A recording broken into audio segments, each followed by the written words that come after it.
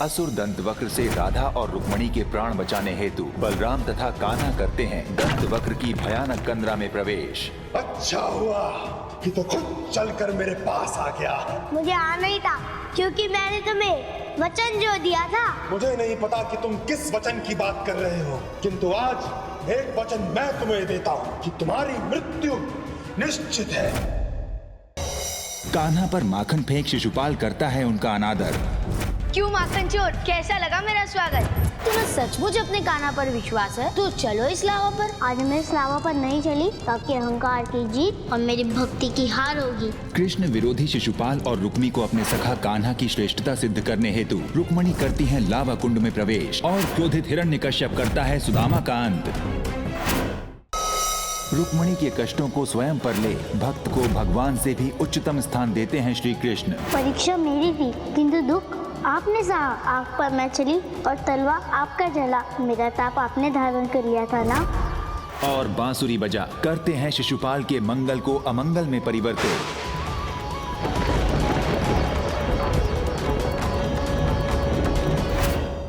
अपने क्रोध और आक्रोश के अंतिम चरण में पहुंच चुका हिरण्यकश्यप सुदामा को सबसे कठिन यातना देने हेतु करता है उसका अंत करने का प्रयास, किंतु अपने भक्त की रक्षा हेतु कान्हा धारण करते हैं नरसिंह अवतार।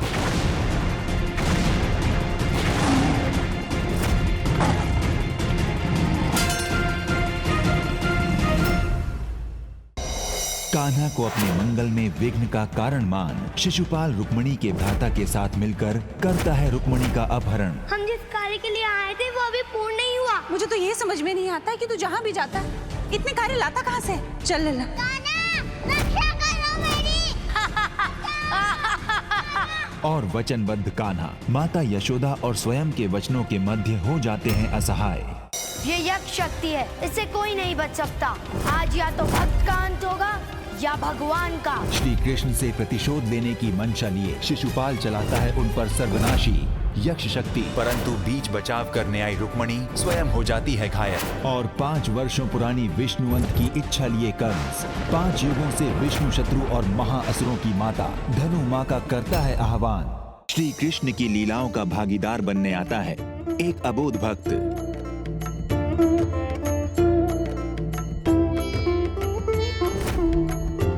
जो श्री कृष्ण की भक्ति में त्यागता है स्वयं के प्राण। असुर प्रजाति की जननी असुरी माता धनु का होता है पृथ्वी पर आगमन। अब क्या नया मोड़ लाता है असुर माता धनु का आगमन श्री कृष्ण के जीवन में। मैं पराजित नहीं हुआ, मुझे छला गया है।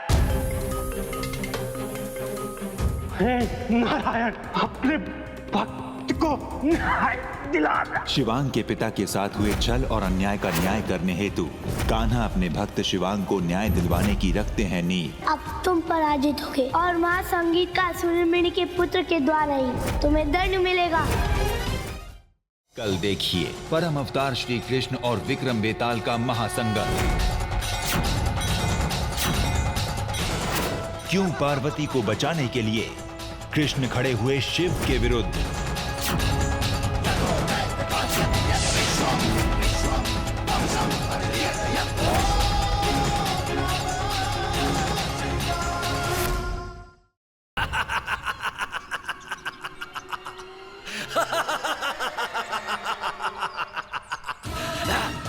पार्वती, तुमने इस वृंदावन में आकर मेरा कार्य और भी सरल कर दिया है। मैं तुम्हें पाते ही तुमसे विवाह कर लूंगा और इस संसार की कोई भी शक्ति मुझे रोक नहीं पाएगी।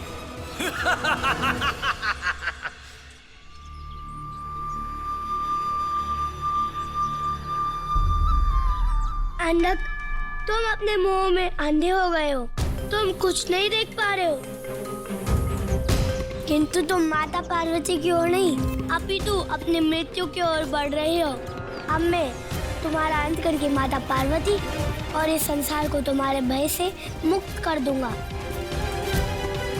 प्रभु, मैं आप ही को ढूंढ रहा था। गुरुदेव, आप प्रणाम। प्रभु, मैं आप ही को ढूंढ रहा था। युग क्योंकि जिस अंधक का अंत करने आप जा रहे हैं, आपको उस अंधक का अंत नहीं करना चाहिए। ये आप क्या कह रहे हैं गुरुदेव? वो अंधक अधर्मी है, पापी है। वो माता पार्वती का हित करना चाहता है। ऐसे अधर्मी का जितना शीघ्र हो सके अंत कर देना चाहिए। प्रभु, यदि आपने अंधक का अंत करने का प्रयास किया तो महान अर्थ हो जाएगा। ये सारी सृष्टि समाप्त हो जाएगी, क्योंकि यदि माता पार्वती की रक्षा के लिए आपके किसी भक्त का संहार क्यों न करना पड़े, मैं करूँगा। चले जाइए यहाँ से, अन्यथा वो अनर्थ हो जाएगा जो इस सृष्टि में आज तक नहीं हुआ। इसलिए प्रभु, महादेव अंधक की रक्षा करने के लिए विवश हैं, और जब तक महादेव का दिया हुआ अंधक को वरदान करता नहीं, अंधक का अंत करना संभव नहीं है। किंतु गुरुदेव, माता पार्वती की रक्षा करना आवश्यक है। इसलिए मुझे ये बताइए कि अंधक को दिया हुआ महादेव का वरदान किस प्रकार कटेगा? प्रभु,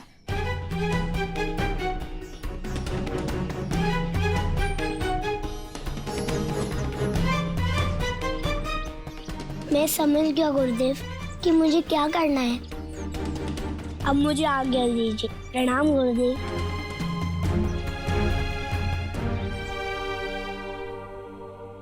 राजन, परमावतार श्री कृष्ण ने माता पार्वती की रक्षा और अंधक का अंत करने की व्यवस्था प्रारंभ कर दी।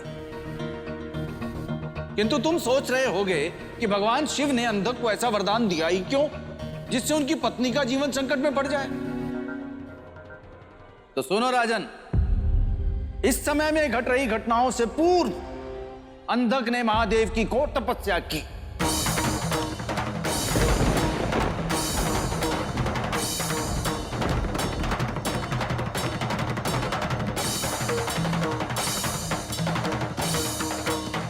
ठहर जाओ अंधक।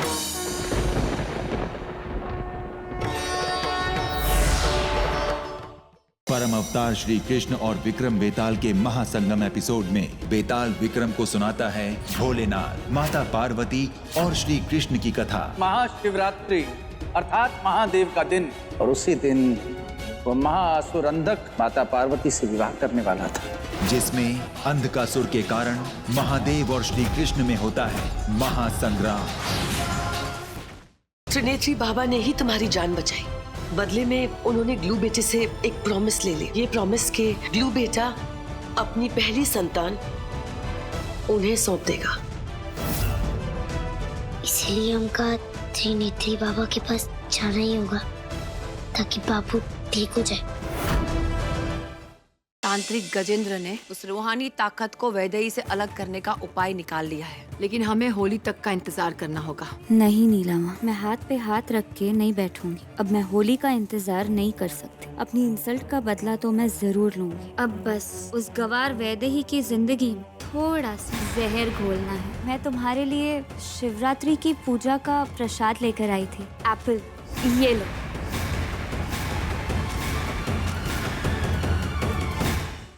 अंकल जी, मैंने अपनी डफली बजाकर भाभी जी को खूब नचाया। क्या? तुम दोनों एक बात कान खोल के सुन लो। अगर तुम दोनों में से किसी ने भी अंगूरी के सामने डफली बजाई तो फिर वो अपनी मौत का खुद जिम्मेदार होगा।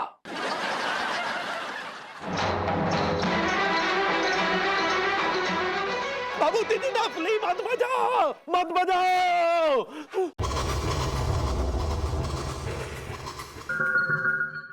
अगर तुम्हारे अतवीर मामा हमारे घर आए ना तो हम तुम्हारा खून कर दिए। अब तू बड़ो अपनी लुगाई के सुर में बोल रहा है। तू आ शाम को घर पे तेल में भिगो भिगो के तुम्हारी मूछें उखाड़ देंगे।